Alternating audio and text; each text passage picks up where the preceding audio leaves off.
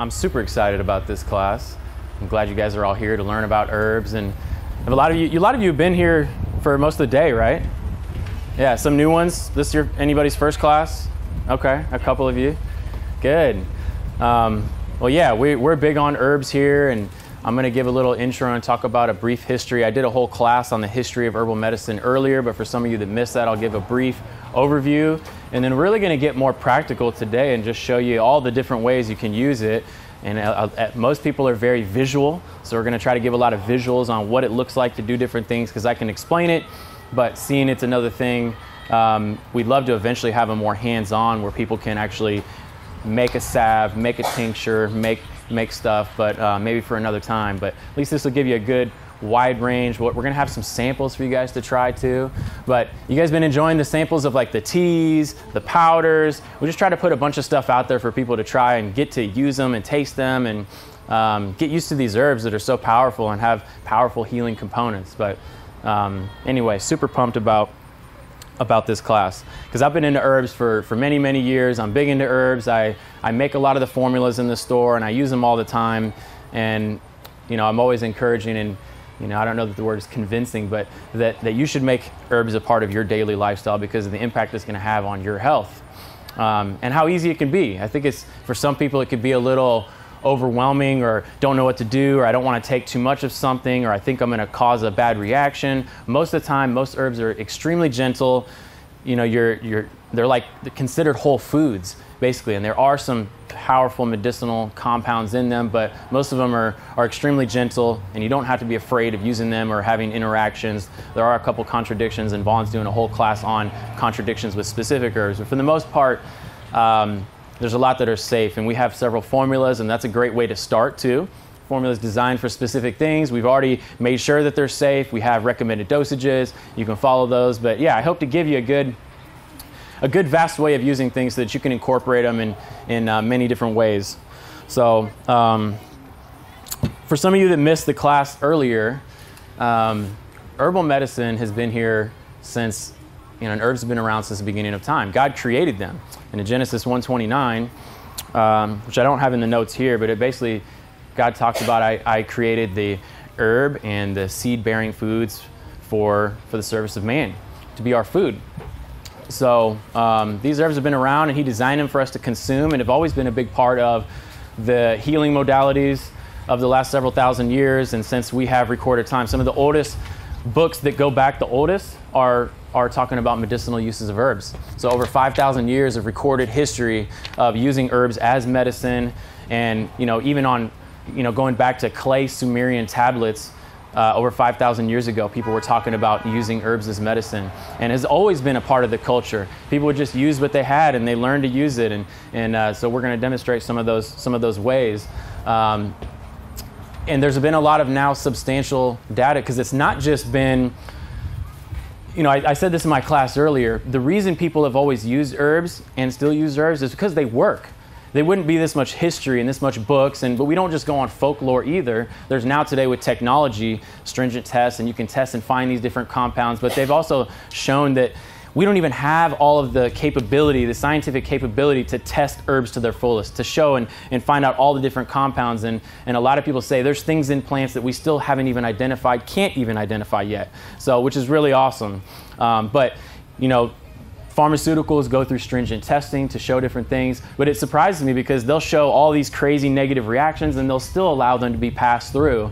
But herbs are very safe, been used for a long time, and a lot of herbs have been put through just as stringent testing as the pharmaceuticals and shown to have a lot of positive benefits. But we hope that there's a lot more tests that can prove these things going forward. But there's been a ton, and you can look on PubMed. That's a website that has a lot of medical research, documents, and if you just type in herbal medicine, there's like over 40,000 things that will come up on articles, studies done on that. So PubMed's a good place to see some of that stuff. Yeah, and it's not just for, because I've heard some people talk about it's just, herbs is just for, like, traditionally, just for the poor and the more of the rich people and royalty use different things, but actually it's cool to hear all the stories of all the famous people and the royalty and the kings and the emperors that all used this and made sure it was a really important part of their lifestyle, because that's what they relied on and that's what they found to be the most reliable. King Tut. So I mentioned a few names like King Tut. He was well known to have tons of different herbs and black seed oil and things in his tomb. It's a little loud being outdoors. Yeah, and it was a big sign for the Egyptian kings. They would have in their tomb when they're going to pass away all their most prized things that they're going to take with them into the next afterlife or something like that. And he had all these different herbs, and the Egyptians were big on herbs, the Chinese were big on herbs, India, everybody's had their different traditions that have transferred over. And Alexander the Great, if you guys know who he is, I mentioned him in the last class. He was known for conquering lots of different territory and his armies being very fierce. He learned a lot about herbs from the Egyptians and used licorice root and a bunch of other herbs with his armies to keep them strong, to give them stamina, lots of stuff. You know, in England, King Henry VIII was very well known. I mean, all sorts of different kings, their stories, but King Henry VIII especially had a big impact. He himself studied herbal medicine. When they would travel and he would go to different cities and different places, he would make them bring all the stuff they needed to make herbal preparations with them so that anywhere they went, he could make stuff, have that stuff on hand. And he was so adamant about keeping herbal medicine for everybody to be able to use that he passed a law that still stands today that allows people that are properly trained to use herbs as medicine. So they've always been a big part, but the pharmaceuticals kind of came in 100 years ago, and I told a lot of the stories, which I'm not going to fully recount, but with Rockefeller and basically the love of money coming in and being the root of this pharmaceutical industry that has kind of taken over and shunned away from herbs. But really, herbs has always been, you know, some people will talk about and look at herbs and this as the alternative healing, which is kind of crazy because it's always been the traditional way. So it's just the medical side that's just been more recent, and they're looking more at symptoms, giving you things that are isolates, and you know, it's almost comical to hear all of the side effects of herbs. You know, you listen to a commercial and it's like, it might help with your depression, but you might die, you might have crazy diarrhea, you might whatever, and it's like, okay, that's interesting. But in the previous class, I also mentioned with herbs you have more, I call them side benefits rather than side effects, because you might take an herb for blood pressure, but an herb has over 100 different compounds in it that do different things. So it might help with your blood pressure. It also might give you nutrients. It also might help with brain function. It also might help with, so there could be tons of other things that are actually helpful to the body. So anyway, herbs are extremely easy to use and easy to incorporate in many of your lives. And a lot of you probably consume some herbs and culinary herbs that you didn't even think had medicinal properties that actually do. Cilantro, cumin, ginger, turmeric, these all have powerful effects on your body. So anyway, how do we consume these more regularly? How do we expand our knowledge, and how do we use these every day? That's what we hope to share with you today. And I don't know, if I move this and just talk, can you guys all hear me fine? No. Yeah. No, in the back? No. Okay, I will try to. We're going to do a little bit of moving around, but I'll do my best. So, you guys have got to try some of the samples that we had out, some of the teas that we pre-made. I'm going to demonstrate how to make teas and the different ways to make teas. But I got a little handout here. Feel free to make notes because they're kind of brief, but I wanted to give you the brief, and then you can take notes as you see fit. And a couple handouts. I'm going to demonstrate more in depth on making tinctures, because I think tinctures are a great way to get the herbs in a liquid form, extremely absorbable. You can carry around with you in your purse. Women or guys, we could just grab them wherever. I have them in the morning in my bathroom, and any tincture, I just take a bunch and whatever I'm feeling. But you can transport them easily, and it keeps those herbs preserved for a long period of time, years. So that's an easy way, but I'm going to demonstrate that more in depth in several different ways. So the first way we're going to talk about is powders, or actually, even before I get there, raw. I think herbs in their raw form, I talk about as close to the way as God created things. So God gave us the herbs, and as close to the way as we can consume those, the better. So freshly grown, freshly picked, freshly eaten would be the best thing. But we don't always have access to all these different herbs fresh all the time, and we're not in nature as much as we used to. But I encourage people to learn and go out in nature and pick herbs and learn how to use them fresh. But we now have, we do our best to get the highest quality herbs that are organic or wildcrafted, and I explain that to make sure they're tested and free of chemicals and as fresh as possible, freshly grown by responsible people. But even in their dried state, whether you dry your herb yourself or we have companies that dry them for this, although it could slightly damage some of the nutrients, most and all of the medicinal compounds are still there. The tannins, the alkaloids, the coumarins, all these different medicinal compounds are all still there. And even when you heat them in a tea, they're all still there. Some of the nutrients can slightly get degraded, but you're still going to get a huge benefit from these herbs.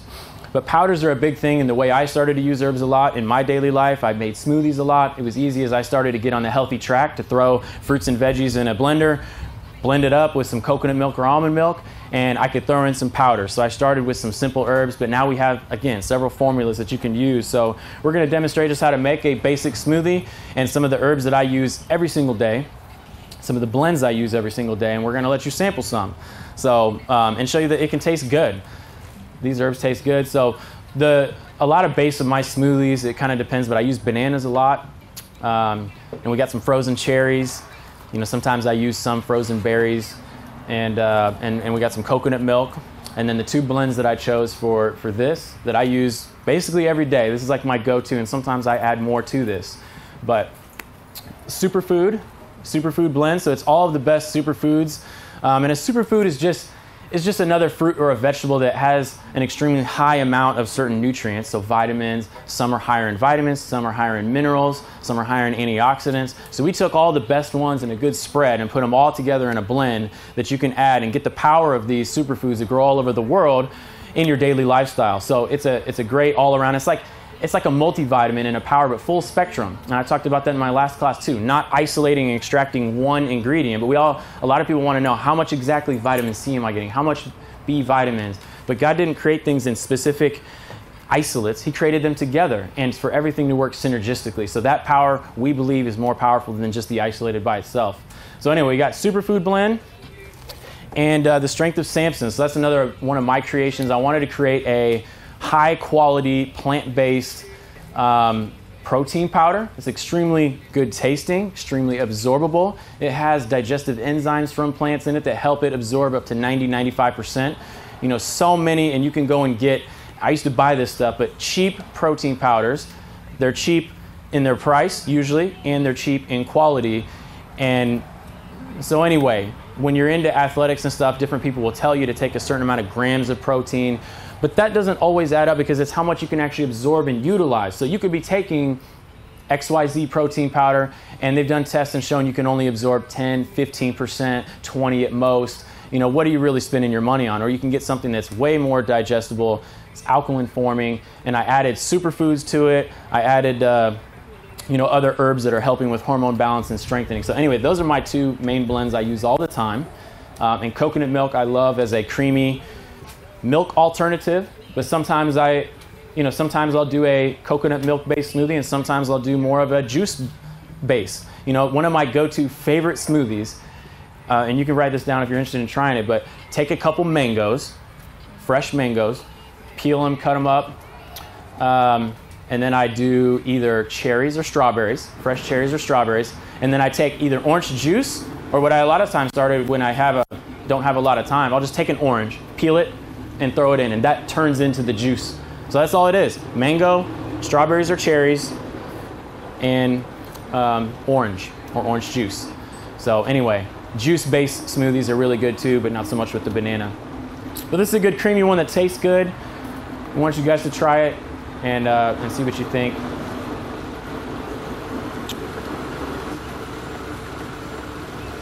But another way to use powders is in capsules. And honestly too, you can take powders just straight or in straight water or juice, but some don't taste as good.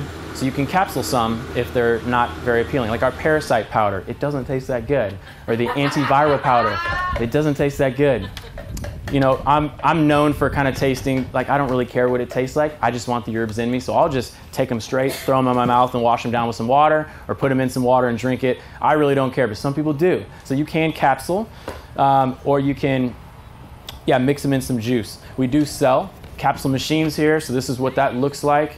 And I can demonstrate just a quick, brief overview on how to use this because it's really simple. You can capsule 24 capsules at a time. And so a lot of times if I'm doing a more in-depth cleanse or detox and I want to take several formulas, I will have my tinctures, but I will make some capsule formulas and I can pop them. I can have my tinctures and capsules and pop them really quickly. I think it is beneficial to get herbs in their whole form. And then, there is benefit from the extracts that are more quickly absorbable, but, you are extracting and you're not getting everything, although you might be getting a lot in that liquid. For the most part, I try to consume the whole herb as much as possible. So this is the capsule machine. You can buy empty veggie capsules that we sell. You just pull them apart and you have a half on each side. One half goes in here, one half goes in here. You pour the herbs in, and this is a little tamper that you can help to press those herbs in there. I try to pack them as tightly as I can, keep putting the herbs in, pack it tightly in, and when it's all the way packed full, you put the other side on and squeeze these, and it puts the capsules together and pops it out. And you got 24 capsules. So it just takes a couple minutes to do, and you can have some capsules if you don't like the taste of some of the herbs. So anyway, an easy investment of like $20-some that you can use. All right, Aubrey's got some samples coming your guys' way. Can I ask you a question? Sure. What's in the superfood powder? Strength of Samson and stuff? Yeah, so the question is what's in the superfood powder and what's in the strength of Samson. So there's a lot to go through. Maybe afterwards you can look at it, and we have it in the store with all the ingredients, but a lot of top, greens, alfalfa, wheatgrass, bee pollen is another, superfood, royal jelly, goji berry, ginseng, a lot of different stuff in those formulas. So I'd encourage you afterwards to look at that, and you can see all the different stuff that's in there. It's quite an array. So we really took some time to look at all of nature's best stuff and put it all in one, and in the right ratios of stuff we want more of, to try to get a good variety of the vitamins, minerals, antioxidants. And I'll probably ask if you guys think of more questions, maybe let's save the rest to the end, and I'll have a little question and answer time at the end for you guys. Got the smoothies coming up. All right. Aubrey's going to be my Vanna White today, helping demonstrate. So,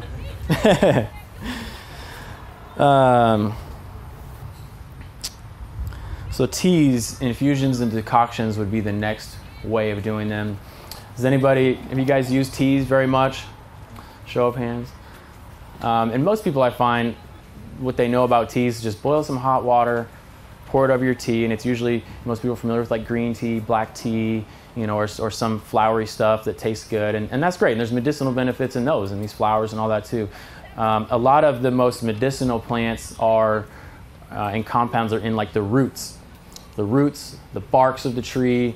Although the leaves have different components, there's lots of different components of plants and herbs that have medicinal properties, and there's different ways you would want to extract from different ones. So I'll kind of go over that. But yeah, leaves, flowers, barks, roots. But for roots and barks and some berries, they're more dense. A root is especially when it's dried, it's very dense and hard, and there's a lot of medicinal compounds in it. So simply boiling hot water and pouring it over it isn't going to extract very well. So we would more prefer to actually boil it for, I would say 10 to 15 minutes. Let's just seeing if we had that listed on here. And I guess I don't have the notes that you guys are looking at, but yeah, for roots and barks, I would typically boil those 10 or 15 minutes at a low rolling boil to try to really get that. Now, you could take it a step further, and an actual decoction is basically that, but you do it even longer. You could do it up to 45 minutes to an hour. I do that a lot. I'll take my formulas that are mostly roots and barks, and I'll just low roll boil them and just let them go for a while, 20, 30, 40 minutes. And then even after that, I'll just turn the burner off. So yeah, I'm mainly using a pot, putting the herbs in, filling it up with water and letting it sit. And I'm also going to cover it because there are some components that can come out, and that'll help to keep everything in there.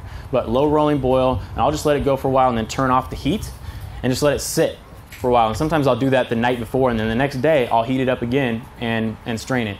So that's going to get a nice strong, so that's what a decoction is, like a strong tea that you're going to boil for a long time.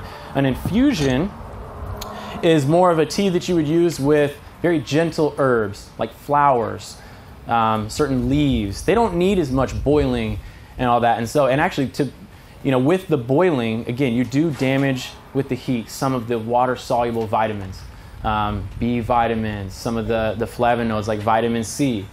But most of the time with those, we're not going for the nutritional component. At that point, we're going for the medicinal components that are all going to be there, and you're going to extract out from those into the liquid.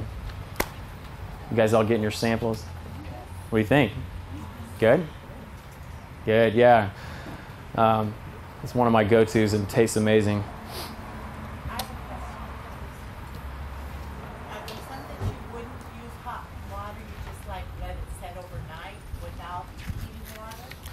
Yeah, so her question is, are there ones that you wouldn't heat and just let them sit overnight? So yeah, that's where the infusion come in. And yeah, so with the leaves, although leaves can be boiled too, but some people do infusions, especially with flowers. They're very delicate, and there's a lot of aromatic things that if you boil it, you're going to evaporate out some of that stuff. So a lot of people just raw use them and soak them in water and just leave it overnight, shake it up, and then strain it. Or you could do a light, heat it up some and pour it over there and let that sit for a while. That'd be an infusion.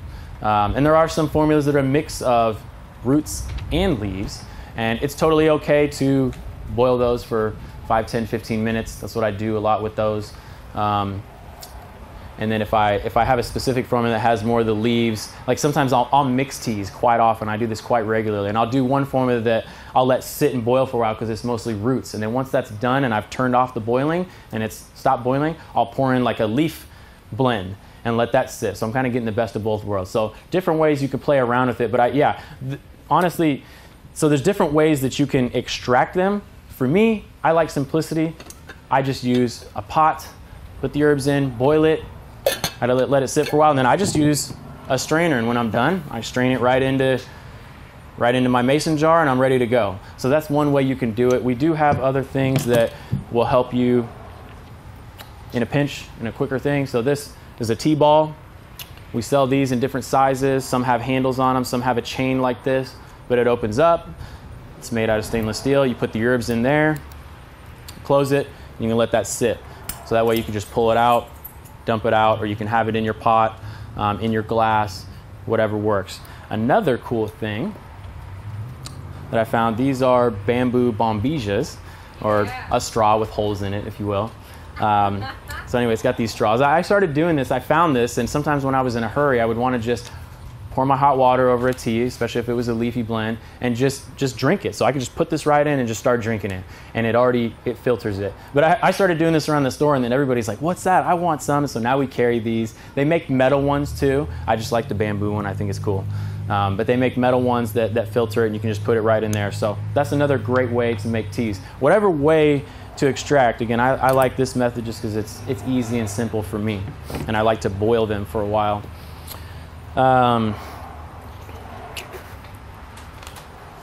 And then we have salves. So a salve is basically herbs that are in a cream form now that you can apply topically. Because a lot of herbs have a lot of medicinal benefits topically, and for healing the skin and antifungal and helping to speed up the healing of tissue. So we've got a salve that we're going to pass around. And you can use herbs in their raw form too. I've got a cool story of, my wife, when we were dating, we were out playing Frisbee golf, and she got her Frisbee stuck in the woods and went to go get it, and she got cut by some thorns or some branches or something. And I just happened to be walking around and I saw plantain leaf. So if you know plantain leaf, extremely healing to tissue. It has a lot of benefits to it, but extremely healing topically to tissue. A lot of healing salves like this one have plantain, have comfrey. Those are some of the main ingredients, but they have other things and usually have other oils and something to thicken it up in a cream. But yeah, I just grabbed some plantain. I chewed on it a little bit, made a little like thick paste, and kind of broke down that cell wall of the plantain, put it on there. It stopped the bleeding. I think it relieved some of her pain and helped heal it very quickly. So you could use them raw, but these salves, and you guys, what's that? Oh, use the little stick. Yes, we have sticks that we handed out to everybody that you can get a little bit and just try, just so you see the consistency. This is a healing salve. So this will be extremely good to have on hand, and you can make these at home, and we have a handout on how to make these, or we sell them. But easy to have on hand if you have cuts, bangs, bruises. Those herbs are antibacterial and antifungal, but they will help to heal and speed up healing and help reduce any scarring. So extremely helpful, and I love to have that stuff on hand. And just a little bit goes a long ways. So, but yeah, the basics of a salve, and you can see the more in depth in the handout we gave you on how to make salves, is you're basically taking oils, putting the herbs in. You can provide some slight heat to extract the herbs into the oil, and now you have the herbs infused into an oil, and then you're using something to solidify that up. A lot of times beeswax is a good natural substance to thicken that up, and you're going to create a thicker cream that then you have these herbs in a cream form you can just apply topically really quick. But there's tons of different ways you can use these.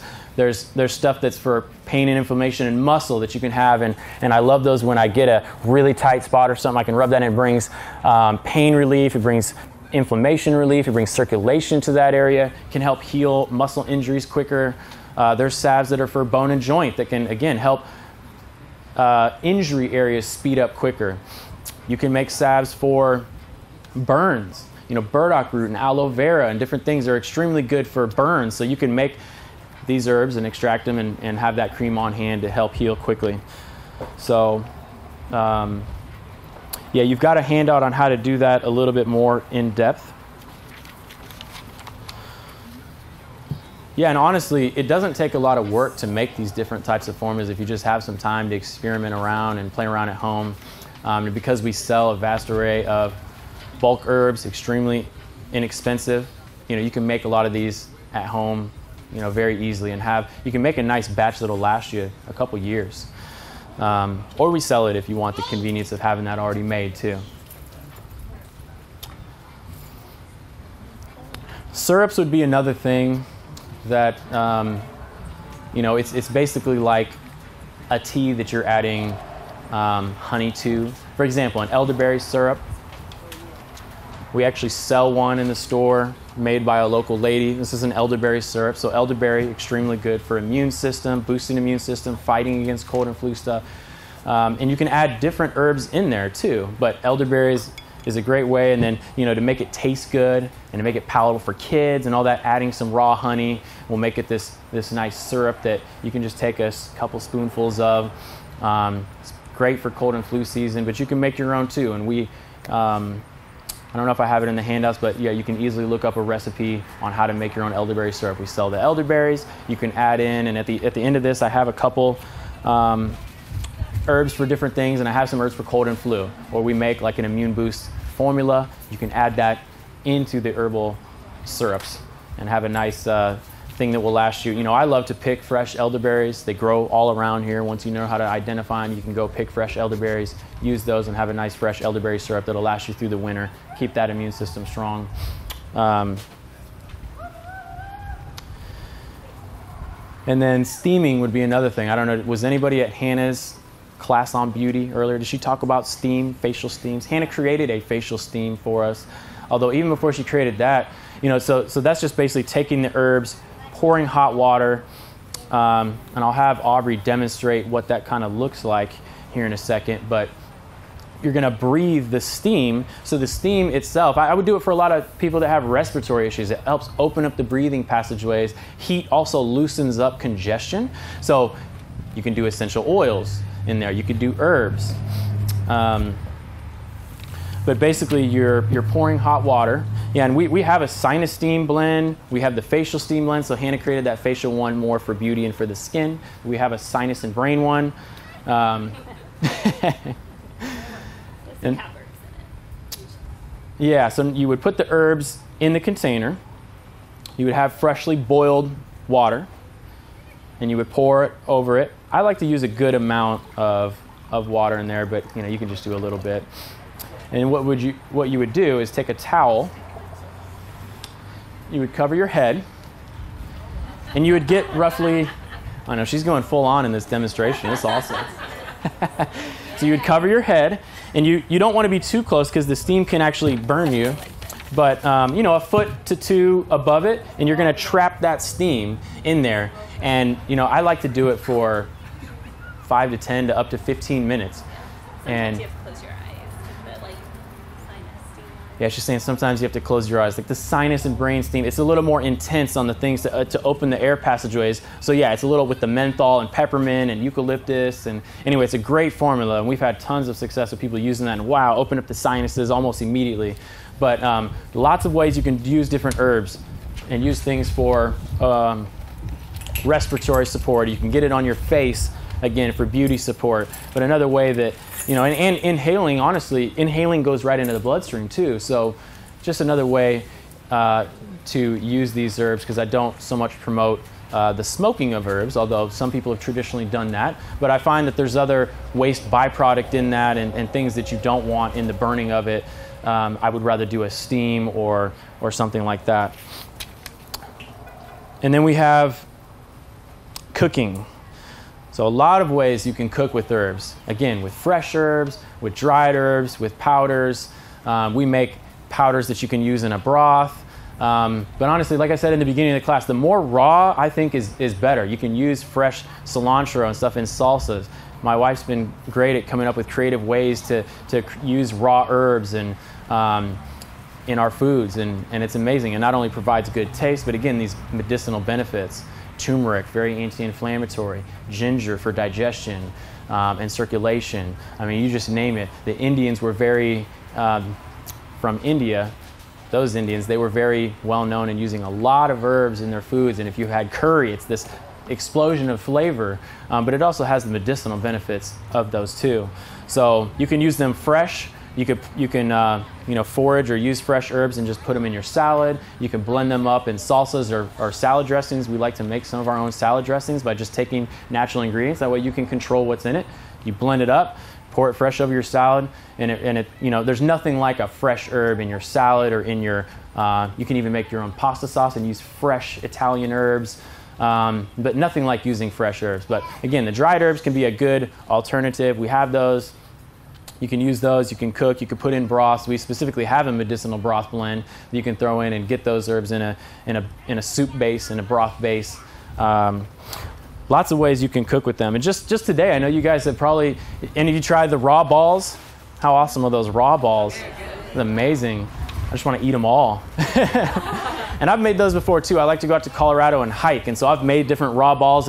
But just with those, you guys have experienced a lot of different herbs in there. They were using the adaptogen power blend and turmeric and different herbs in there that help. But yeah, I've done that before because it's good survival food and good energy food to keep you going. But I've done that where I've put protein powder and adaptogens and different stuff in there with my dates and walnuts and made these little power balls. So you can make those at home, but you're getting the benefit of those additional herbs in there.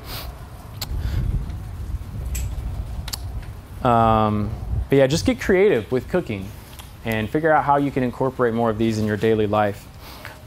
Poultices would be another way. There's a brief description of that. It's basically taking herbs and heating them up, covering them with a cloth so they're soft. And you can even, I would chop up an herb and heat it up.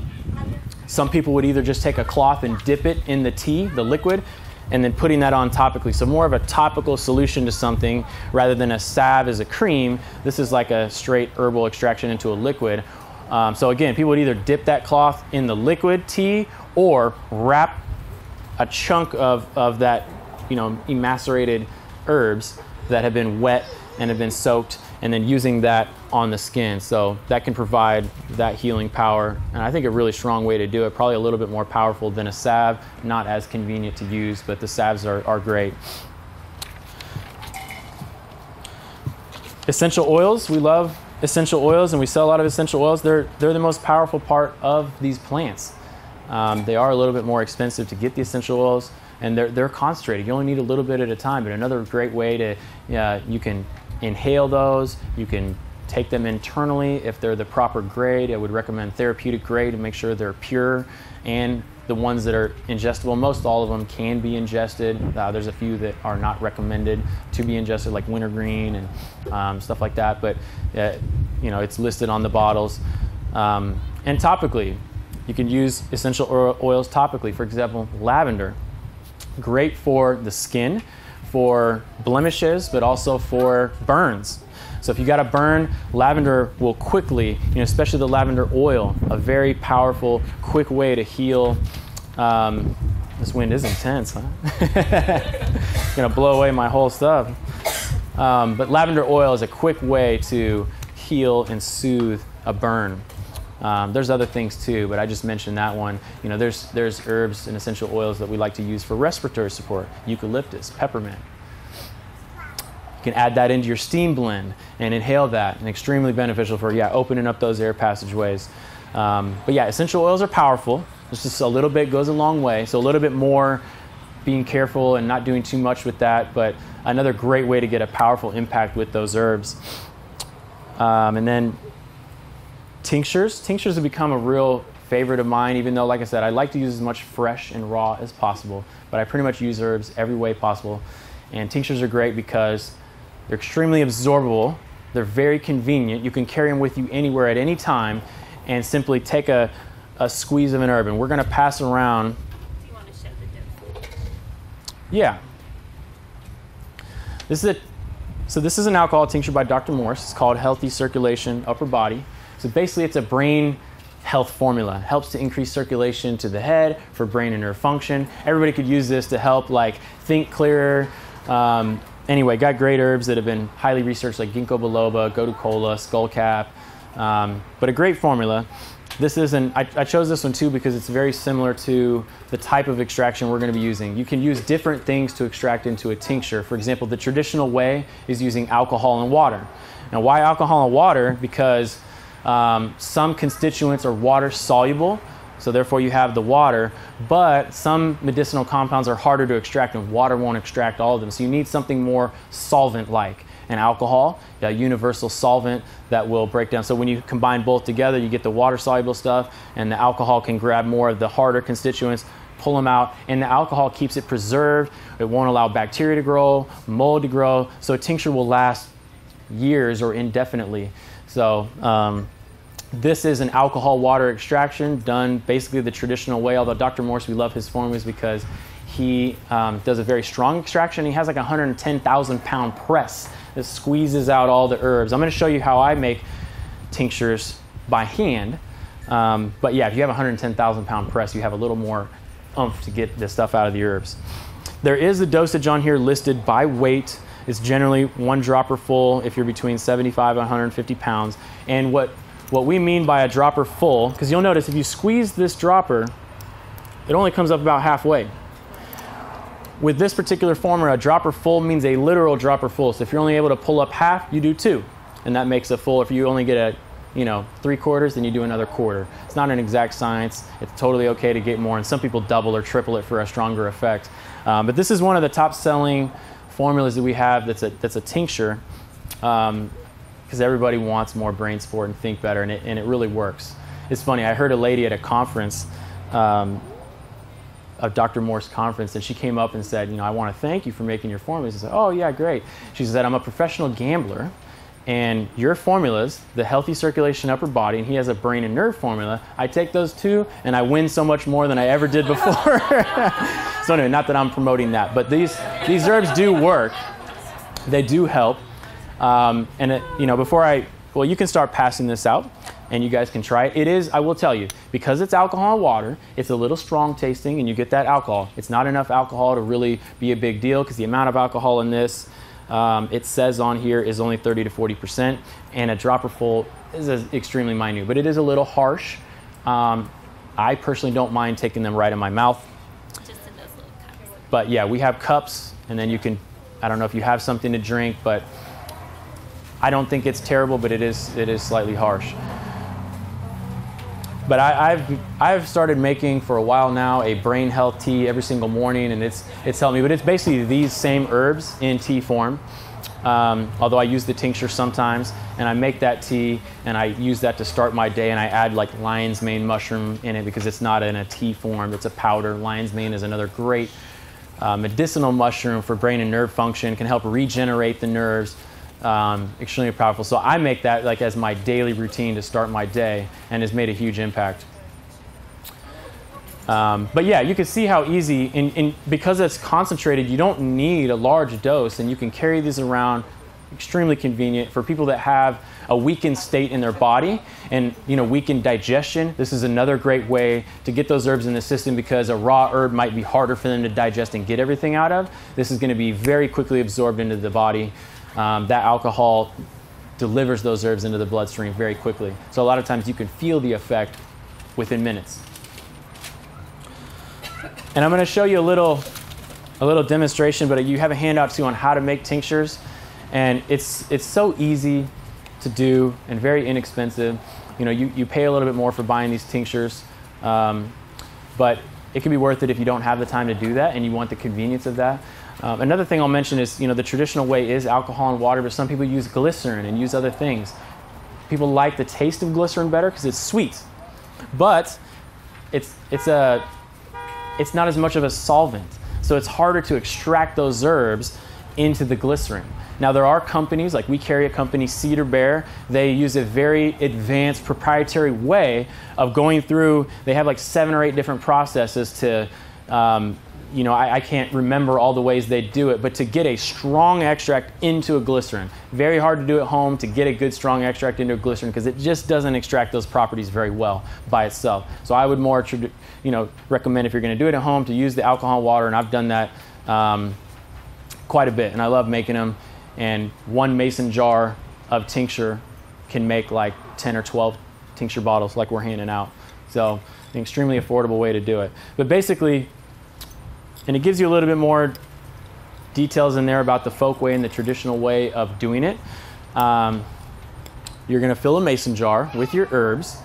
If it's leaves, you're traditionally doing about half of this. The herbs are going to swell when you put liquid in them. So it gives you a rough range. I tend to go just, because I know with the roots and barks on there, it does say like 1/3 to 1/4. I tend to go a little bit more, like 1/2, because I find it doesn't quite swell up the whole way. But you want enough room to where when the herbs settle and there's completely liquid over them, there's a little bit of room so that you can shake these up. So basically, you're going to have your raw herbs, whatever formula or single herb you're going to use, and you're going to pour some type of a water alcohol mixture on that. An easy, simple way to do is to just go get a decent kind of vodka that's 80 to 100 proof, because 80 proof is going to be 40% alcohol, 100 proof is going to be 50%. It's a good mix of water and alcohol already you can do. I've done it where I've gotten Everclear and mixed it with purified alkaline water and made a mixture. And sometimes I go a little bit higher, just a little bit higher on the alcohol if it's roots and barks. You can do a little less alcohol, more water percentage if it's leaves and flowers, because they don't need as much to extract. But anyway, so you're going to cover the herbs. I normally will cover them, let them sit for a little bit, and then continue to fill the glass all the way to the top. But once about a day is sat, you're going to see the herbs sit, and you just want about 1 inch normally of room between the herbs and the top of the liquid. You don't want any of the herbs sticking out of the liquid, because that could cause potential mold or bacteria. But anyway, once that's full, basically every day you shake this up, and I give it a good vigorous shake to really agitate and again, get that alcohol really in there, agitate that. I give it a good shake for 20, 30 seconds once or twice a day. And you put it in a dark, cool place. You don't want the sun shining on it, because that can damage the herbs. So I just leave it like in a dresser drawer or something, or on my dresser, shake it up every day. You want to do it for at least, in general, I'd say at least a month. You can go longer. I know people that have had tinctures brewing for a year or more, and that's going to be a nice, strong extract. But yeah, in a month, at some point you kind of reach saturation, and you're not going to get a lot more out, but especially if you're vigorously shaking them every day. Once you're ready with that, you're going to need to strain this out. And what I'll do typically is I'll get a nut milk bag. So we sell these. It's really easy to use. So I pour everything through there, tighten it up, and then I'll just give it a good squeeze. And I'll squeeze and I'll squeeze. And I mean, you could put this through a press too, and I have used like sometimes they have like an apple cider press. It cranks down and then has a little spout on it. You can put this mixture in there and squeeze it out of it. That can help a little bit more. But honestly, I just, a lot of times, just squeeze it as hard as I can a few times, get as much out of it as I can. And And then you now have that liquid to tincture, and you want to use funnels to then pour that into the bottles very carefully, or whatever you're going to store it in. I mean, you can simply keep it in a mason jar too and just go and get a spoonful of it. The dropper bottles are a lot easier because it has a dropper and much easier to just take really quickly. But that's really it for making a tincture. So really simple, and yeah, I hope that empowers you to be able to use some of these at home. I did list just a couple basic things and formulas that you might want to play around with. Cold and flu is a big thing. We don't want to get sick. We want to keep our immune system strong. Again, I talked about the elderberry syrup, and you can make your own elderberry syrup, but you could also make tinctures and teas and salves and all this stuff that I'm talking about. So I list a couple of the top herbs for cold and flu, like elderberry, we already discussed. And they're showing a lot of new research too on how powerful it is even for virals and for all this. So they're saying it much powerful than what a flu shot. We wouldn't recommend a flu shot. There's weird stuff in there that you don't want in your body. But the elderberry can be a much more powerful option. Echinacea has traditionally been done to boost the immune system, more for acute situations, done for short periods of time, but can provide incredible boost to the immune system. Licorice root, I talked a lot about in my previous class, and I mentioned with Alexander the Great. He used it with his armies, so a great strengthener of the body, good for stamina, tastes good, but it also has immune boosting, can fight off and ward off diseases in the body. And astragalus, another top tonic herb, but great for building the immune system, and is shown to increase white blood cell activity. So you can play around with a combination of that or use one of our formulas. Stress and anxiety, we know that that's a huge topic today. Who's not stressed, right? Everybody's stressed. Everybody could use to just calm down a little bit. We're in a stressful go, go, go world. So these herbs can help. Like holy basil is probably the most amazing herb for stress and anxiety. It's considered an adaptogenic herb. So this is the highest class of herbs that help your body adapt to stress.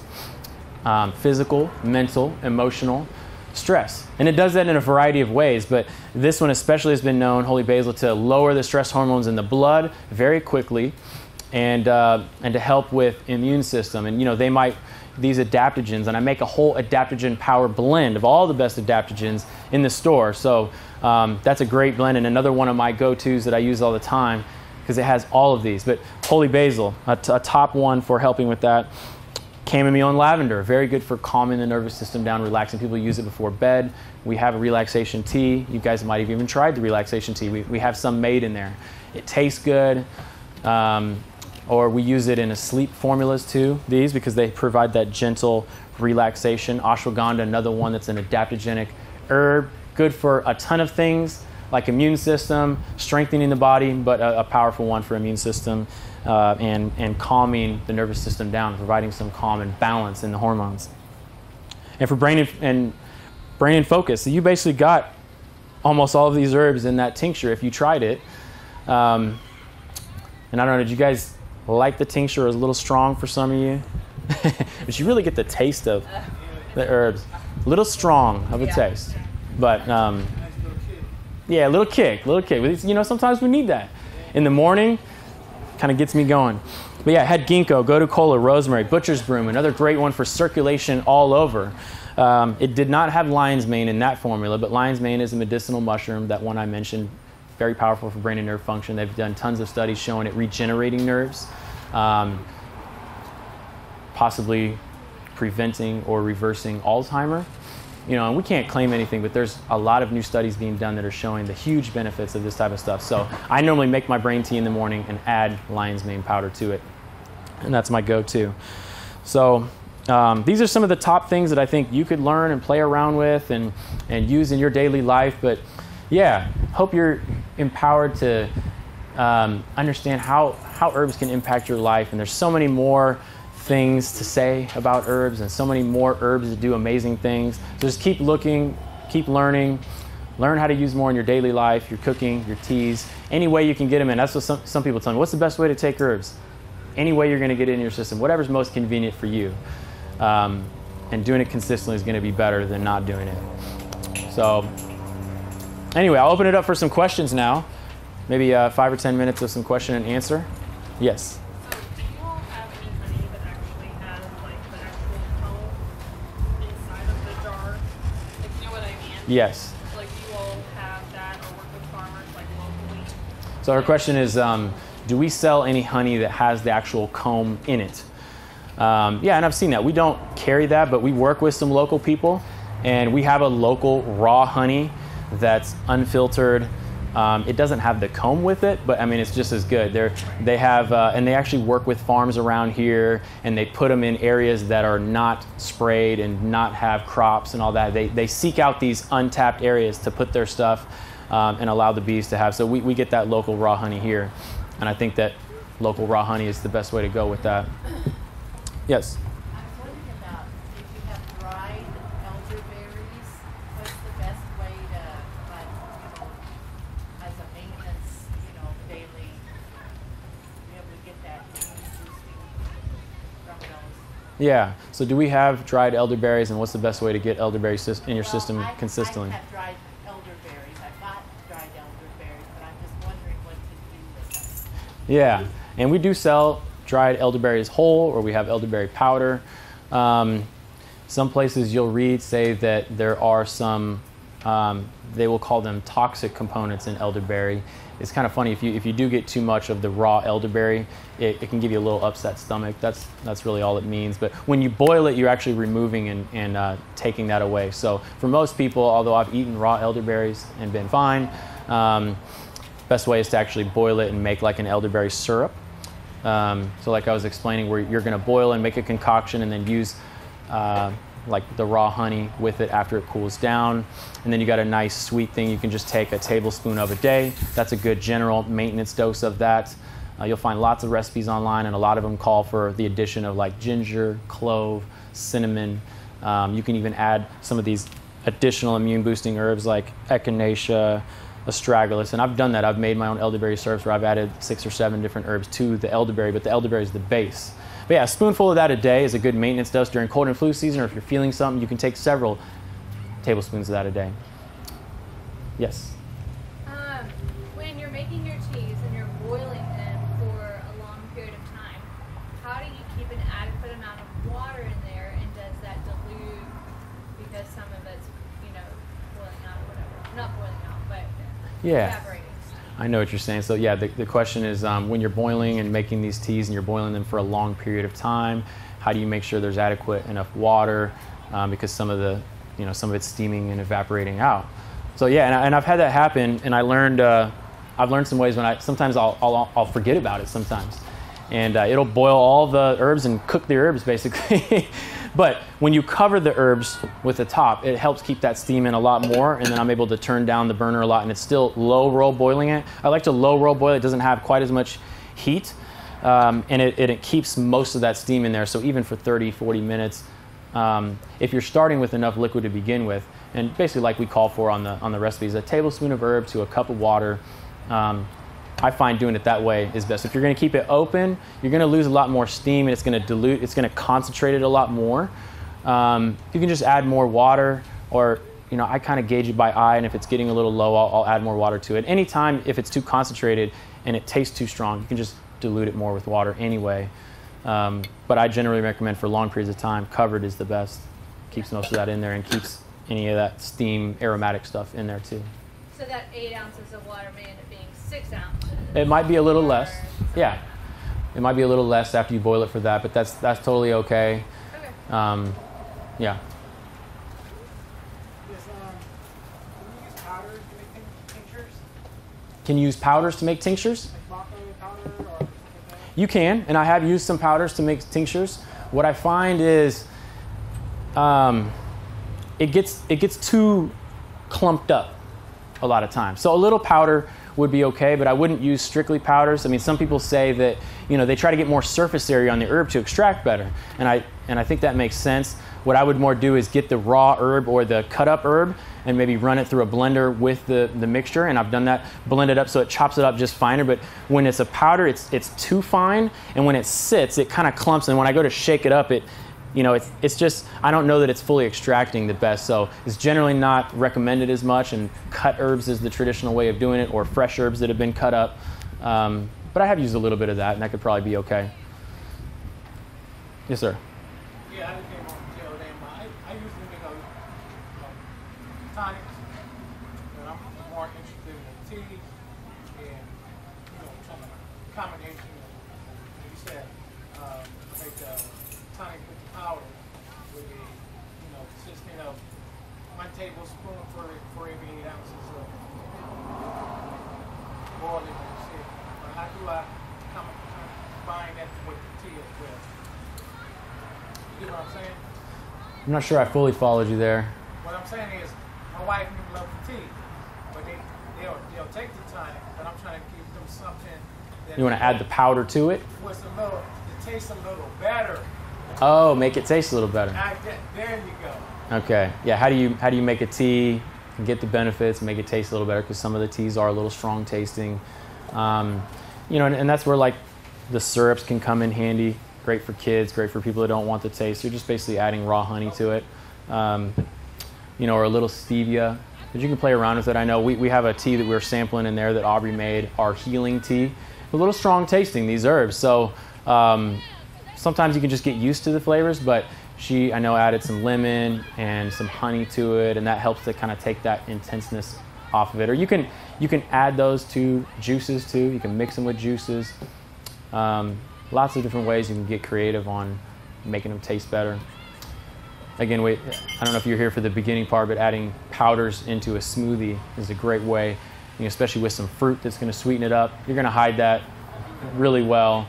I know with kids that works great, adding it into, with some fruit and some veggies, adding those powders in. They don't even know they're there a lot of times. Love them. Is there any harm from using too much stevia? Is there any harm for using too much stevia? Yeah. Well, I suppose so, if you use too much. I don't know. I don't know any evidence behind that or how much would be too much. But with anything, you don't want to overdo it. But About blood sugar levels and things like that. with blood sugar levels, I don't think it'll negatively impact because it doesn't have the sugars and. But yeah, I would just kind of follow a normal dosage and anything you can overdo. Any other quick questions? Yeah, and I'll be around to answer some questions afterwards and be around the store if you guys have questions. But hopefully you learned a lot and got some good information on how to be more practical about using these herbs every day. But any way that works best for you, I would just encourage you to use more herbs and you'll find the benefit, you'll feel better, you'll have more energy, have more vitality, and will benefit you a lot. So anyway, thanks for coming, guys.